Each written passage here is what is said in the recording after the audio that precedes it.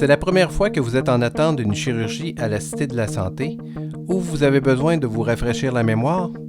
Cette vidéo est pour vous. En effet, nous désirons vous donner les informations nécessaires pour bien vous préparer à votre opération. On vous donnera alors les consignes à suivre avant, pendant et après votre opération pour que votre séjour et votre convalescence se déroulent le mieux possible. Sachez que cette vidéo est un complément au guide de préparation à une chirurgie remis lors de votre dernier rendez-vous. Nous vous recommandons alors de le consulter si vous voulez vous attarder à certaines informations ou si vous avez besoin de l'un des numéros de téléphone fournis dans cette vidéo. Bon visionnement! Avant l'opération. Date et heure de l'admission. Avant votre opération, vous allez recevoir un appel de la préadmission de l'hôpital. C'est à ce moment que l'agente administrative vous dira le jour de votre opération. Il est à noter que l'heure d'arrivée à l'hôpital vous sera donnée par téléphone 48 heures avant l'opération. Attention! Une semaine avant la date de votre opération, appelez sans tarder l'agente administrative si vous présentez l'un de ces symptômes. Maux de gorge, rhume ou grippe, si vous faites de la fièvre, si vous prenez des antibiotiques, si vous avez une maladie contagieuse ou avez eu un contact récent avec une personne atteinte d'une maladie contagieuse et si vous avez une grossesse possible ou non confirmée. Si vous avez un autre malaise et qui n'est pas mentionné si haut, n'hésitez pas à téléphoner. Voici les numéros des différents départements. Notez que vous trouverez ces numéros à la page 3 de votre guide. Préparation avant l'opération. Les médicaments à arrêter ou à continuer. Lors de votre rendez-vous avec le chirurgien ou l'infirmière de la préadmission, nous vous aviserons si vous devez arrêter ou continuer certains de vos médicaments. Il est à noter que vous devez cesser la prise d'anti-inflammatoires tels qu'Advil, Ibuprofène, Motrin incluant pour enfants, Celebrex, Maxidol, Aleve, Naprosyn et autres, 2 jours avant la chirurgie. Et pour ce qui est des produits naturels, tels que la glucosamine, l'oméga 3, la vitamine E et autres, vous devez cesser d'en prendre 7 jours avant la chirurgie.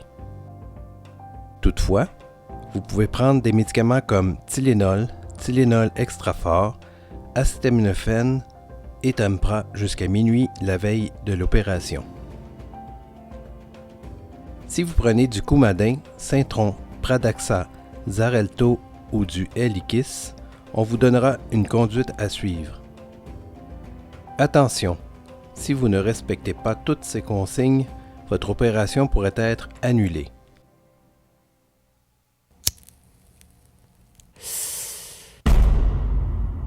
Restriction du tabac.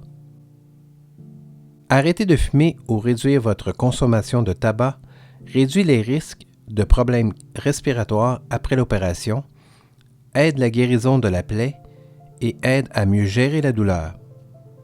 Pour trouver de l'aide pour arrêter de fumer, n'hésitez pas à contacter Cible Santé, votre pharmacien, votre médecin de famille ou le centre d'abandon du tabac le plus près de chez vous au 1-866 j'arrête.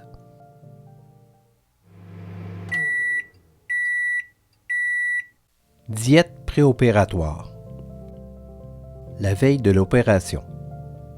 Vous pouvez manger normalement jusqu'à la veille de l'opération.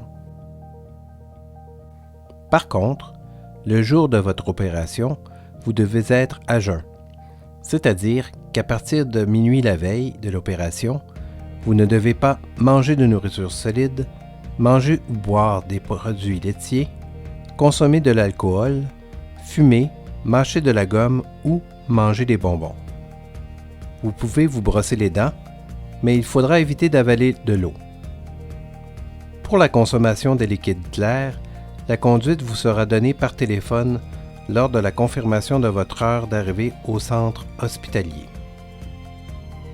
Important, le respect de ces consignes vous assure de subir votre opération de façon sécuritaire et d'éviter les complications graves.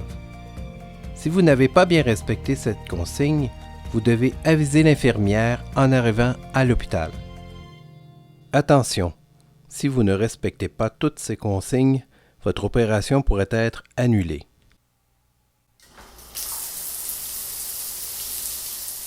Hygiène préopératoire.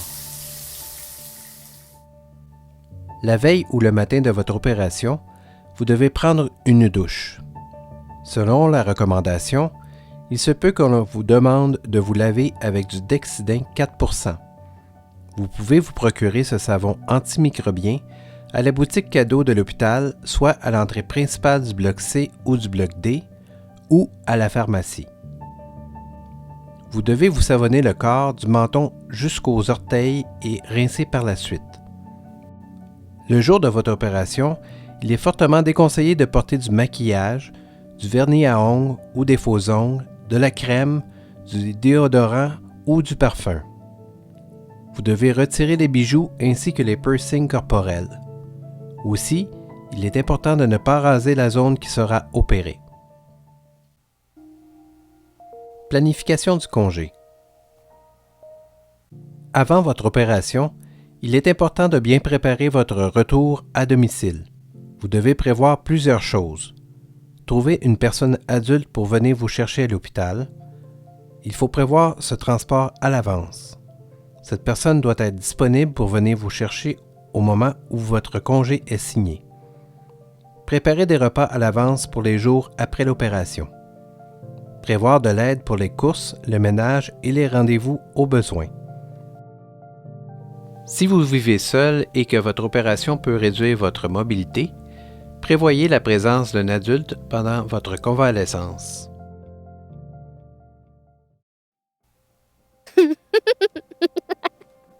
Chirurgie chez l'enfant. Les deux parents, ou un parent et un accompagnateur adulte, peuvent accompagner l'enfant. Il est important de bien préparer l'enfant à l'opération. Adaptez votre discours en fonction de son âge. Utilisez des mots simples et positifs. Soyez honnête. Des livres peuvent vous aider. Nous vous suggérons de vous procurer le livre Jeunesse, l'opération de Lucas, écrit par Stephen Boonen et Brigitte Venge Ashton. Vous pourrez le lire avec votre enfant pour bien le préparer avant l'opération. Vous pouvez apporter un jouet, un jeu ou un objet important pour lui. Un film d'animation sera présenté dans l'espace réservé aux enfants en chirurgie d'un jour. Des chaises berçantes sont aussi disponibles. Les parents ont accès à la salle d'attente du bloc opératoire pour rencontrer l'anesthésiste et le chirurgien. Vous pourrez donc poser vos questions. Ensuite, les parents doivent retourner au département de chirurgie d'un jour ou dans la chambre d'hôpital de l'enfant si elle est prête. Ce n'est pas toujours un instant facile, mais en avisant votre enfant du processus, cela devient plus facile pour vous et pour lui. Les parents doivent rester disponibles pour rassurer l'enfant à la sortie de la salle de réveil. L'infirmière sera là pour s'assurer que la récupération de l'enfant se déroule bien et pour répondre à vos questions. La personne responsable de l'enfant doit continuer à l'observer après son retour à la maison. Le jour de l'opération. Quoi apporter à l'hôpital? Pour votre passage ou votre séjour à l'hôpital, vous devez apporter le guide de préparation à une chirurgie, votre carte d'assurance maladie valide, votre carte de l'hôpital, vos médicaments, gouttes et pompes dans leur pot d'origine, la liste complète à jour de vos médicaments. Demandez cette liste à votre pharmacien. Pantoufles antidérapantes, robe de chambre, vêtements et chaussures confortables, mouchoirs, brosse à dents et savon, calepin et crayon. Si vous portez des lunettes, des verres de contact, une prothèse auditive ou un dentier, apportez des trousses ou contenants appropriés, identifiés à votre nom. Si vous utilisez une canne, des béquilles ou une marchette, apportez-les à l'hôpital et identifiez-les à votre nom. Si vous en avez besoin, apportez des serviettes hygiéniques, couches pour bébé ou culottes d'incontinence. Attention! Veuillez laisser tous vos bijoux et autres objets de valeur à la maison. L'hôpital n'est pas responsable des objets perdus ou volés et les casiers ne sont pas sous clé. Les bagues devront être coupées si non retirées. Important. Le jour de votre opération, vous pouvez prendre seulement les médicaments qui vous sont autorisés par le personnel avec une seule gorgée d'eau. Arrivez sur l'unité. Si votre opération se fait en chirurgie d'un jour ou si vous devez rester à l'hôpital après votre opération, il y a 2 chemins possibles pour vous rendre à l'unité. Tout d'abord, si votre opération se fait en chirurgie d'un jour, vous devez vous rendre directement à l'unité chirurgie d'un jour, au premier étage du bloc B, au local B1 165. Pour ce faire, vous devez entrer par l'entrée principale du bloc C. Pour vous diriger vers l'unité, vous pouvez soit prendre l'escalier central ou les ascenseurs. Si vous désirez prendre les escaliers, après les avoir montés, vous n'avez qu'à tourner à votre droite et suivre la pancarte « Chirurgie d'un jour » pour vous rendre au comptoir de l'accueil. Sinon, si vous désirez prendre l'ascenseur, à partir de l'entrée principale, tournez à votre droite et suivre le corridor. Vous verrez à votre gauche les ascenseurs. Choisissez le premier étage. Rendu en haut, vous n'avez qu'à tourner à votre gauche et suivre la pancarte « Chirurgie d'un jour » pour vous rendre au comptoir de l'accueil. L'heure de l'opération vous sera donnée une fois arrivé sur l'unité. Vous ne couchez pas à l'hôpital. Par contre, si vous devez rester à l'hôpital après votre opération, vous devez vous rendre à l'accueil au local C, RC1. Pour ce faire, vous devez entrer par l'entrée principale du bloc C, puis tourner à votre gauche. L'heure de l'opération vous sera donnée une fois arrivé sur l'unité et un bénévole vous accompagnera à votre chambre. Il est à noter qu'une seule personne peut vous accompagner. Lors de votre opération, votre accompagnateur pourra vous attendre dans le corridor de l'unité de soins. Il faut prévoir un délai d'attente entre l'heure d'arrivée et l'heure de la chirurgie. Prévoyez-vous un divertissement au besoin, soit un livre ou de la musique avec écouteurs. Salle d'opération. Au moment de partir pour la salle d'opération, vous devez porter uniquement la jaquette d'hôpital et aucun autre vêtement personnel. Vous devez avoir enlevé vos lunettes ou verres de contact, vos sous-vêtements, bijoux et piercings corporels, vos prothèses dentaires, auditives ou capillaires. Vous vous rendez à la salle d'opération à pied ou en civière, selon le type de chirurgie ou votre capacité à vous déplacer. Pour vous rendre vers le bloc opératoire, vous devez suivre les points bleus au plancher. Une fois arrivé, vous pouvez vous installer dans la salle d'attente du bloc opératoire. Nous vous rappelons que les accompagnateurs d'un enfant ont accès à la salle d'attente du bloc opératoire pour rencontrer l'anesthésiste et le chirurgien. Après l'opération. Retour à l'unité de chirurgie d'un jour ou à l'unité d'hospitalisation. Après votre opération, le personnel vous installera confortablement sur votre civière ou lit et prendra vos signes vitaux plusieurs fois. L'infirmière doit aussi vérifier vos pansements et vos drains s'il y a lieu. Ouch! Contrôle de la douleur. Il est normal d'avoir de la douleur après une opération. Le niveau de douleur est différent d'une personne à l'autre. Par contre, les médicaments contre la douleur prescrits par le chirurgien, il est possible de bien contrôler la douleur. On vous demandera d'évaluer votre douleur sur une échelle de 0 à 10. 0 étant l'absence de douleur et 10 étant la douleur maximum. Notre but est que votre douleur reste en bas de 4 sur 10. Le soulagement de la douleur est important car il vous aidera à respirer plus facilement, bouger plus facilement, mieux dormir, mieux manger, guérir plus rapidement et faire les choses qui sont importantes pour vous. Médicaments contre la douleur. Les médicaments en injection vous seront peut-être donnés si votre douleur est trop grande. Les médicaments en comprimé vous seront donnés dès que vous pouvez le tolérer ou vous alimenter. Départ de l'unité. Tout d'abord, c'est votre chirurgien qui vous donnera votre congé de l'hôpital.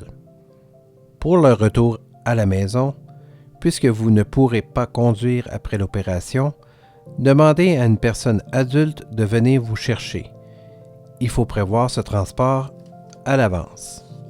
Si vous habitez seul, il serait bien de demander à une personne adulte de rester avec vous durant 24 heures par sécurité. L'infirmière vous donnera peut-être une prescription de médicaments contre la douleur que vous devez aller chercher à votre pharmacie. Au besoin, elle vous donnera aussi un dépliant intitulé « Ce que vous devez savoir si vous prenez un médicament narcotique pour la douleur ». L'infirmière vous donnera un rendez-vous de suivi avec votre chirurgien. Il faut absolument aller à ce rendez-vous même si vous vous sentez bien. Un billet de présence à l'hôpital ou d'arrêt de travail vous seront donnés si vous en avez besoin. Il faut aviser votre chirurgien si vous avez besoin de ces documents. Si vous avez des formulaires d'assurance à faire compléter, notez que vous ne les aurez pas le jour de l'opération. En effet, ces documents sont souvent complétés au bureau du chirurgien, ce qui demande un délai. De plus, des frais seront appliqués. L'infirmière de la préadmission vous avisera de la procédure à suivre. Retour à la maison. Votre incision. Selon votre intervention, votre chirurgien et l'infirmière vous expliqueront si vous aurez ou non des incisions. Veuillez noter qu'une sensation d'engourdissement ou de brûlure autour de la plaie est possible. Cette sensation disparaîtra progressivement. L'hygiène. Si vous avez des pansements, il ne vous sera pas permis de prendre une douche puisqu'il ne faut pas les mouiller. C'est donc lorsque le pansement est retiré que la douche est permise. La plaie peut être nettoyée avec du savon doux non parfumé. Veuillez vous assurer de bien rincer et bien assécher la plaie. Le retour au travail. Selon votre intervention, votre chirurgien et l'infirmière vous expliqueront les détails de votre convalescence. Cela dépend de l'opération et du type de travail que vous faites. L'allaitement maternel. Si vous allaitez, demandez au chirurgien ou à l'infirmière si vous pouvez continuer. Généralement, il faut attendre 2 à 3 heures après une anesthésie générale pour allaiter votre bébé. Dès votre retour à la maison, vous pouvez allaiter si vous êtes bien éveillé et confortable. Alimentation et hydratation. Généralement, vous pouvez manger normalement après la chirurgie. Commencez par des repas légers et ajustez votre alimentation. Si vous devez ajuster votre diète suite à l'opération, le chirurgien et l'infirmière vous donneront les consignes nécessaires. Si vous avez des questions, n'hésitez pas à les poser. Si vous avez des nausées, commencez par des liquides clairs et augmentez graduellement les quantités et la texture selon votre tolérance. Puisque les médicaments contre la douleur peuvent occasionner de la constipation, voici quelques conseils pour éviter cet inconfort. Mangez beaucoup de fibres. Entre autres, on peut en retrouver dans les céréales, dans le pain à grains entiers et dans les fruits et légumes. Buvez 7 à 8 verres d'eau par jour si vous n'avez aucune restriction médicale. Puis, finalement, la marche peut aider au fonctionnement des intestins. Si malgré ces conseils, vous n'arrivez pas à aller à la selle, vous pouvez utiliser un laxatif doux comme Métamucil, Colace ou Prodium, en vente libre en pharmacie. Demandez conseil auprès de votre pharmacien. Attention, Si malgré toutes ces tentatives, vous n'avez pas eu de selle depuis au moins 3 jours, consultez un professionnel de la santé tel qu'un médecin de famille, un pharmacien ou Info Santé au 811. Activité. Selon votre intervention, il est possible que vous deviez respecter certaines consignes. Le chirurgien ou l'infirmière vous donneront les consignes nécessaires. N'hésitez pas à poser des questions. Il faut continuer à rester actif après une opération, mais en alternant avec des périodes de repos. Il est normal de ressentir de la fatigue. La douleur ne devrait pas vous empêcher de faire vos activités quotidiennes telles que vous habiller, vous laver ou manger. Prenez votre analgésique si la douleur est trop intense et au moins 30 minutes avant de faire vos exercices s'il y a lieu. La marche est l'un des meilleurs exercices, sauf si vous avez des restrictions de votre chirurgien. Par exemple, si vous avez eu une chirurgie orthopédique. Augmentez la distance de marche à chaque jour et alternez avec des périodes de repos. Évitez les exercices vigoureux, des mouvements brusques ou des sports de contact. Les activités physiques doivent être arrêtées selon les consignes du chirurgien. Vous devez absolument suivre les consignes spécifiques à votre opération s'il y a lieu. Attention, vous pouvez conduire seulement lorsque vous n'avez plus d'étourdissement et lorsque vous n'aurez plus de douleur et que vous aurez cessé de prendre des médicaments narcotiques depuis au moins 24 heures. Complications. Si vous avez de la difficulté à respirer, appelez immédiatement Urgence Santé au 911. À surveiller. Si vous présentez un ou plusieurs des signes ou symptômes tels que de la fièvre pendant plus de 24 heures, de la douleur qui augmente ou qui n'est pas soulagée par les médicaments, une crampe ou une douleur prolongée au mollet, des signes d'infection du site de l'opération tels que rougeur, douleur, enflure, écoulement jaunâtre ou verdâtre, ou un saignement important de la région opérée, veuillez contacter une infirmière d'Info Santé au 811. Le service est offert en tout temps, soit 24 heures sur 24. Pour toute autre question, contactez l'une de ces ressources. Notez que vous retrouverez ces numéros de téléphone à la page 24 de votre guide. La Cité de la Santé vous souhaite un séjour agréable et un bon rétablissement.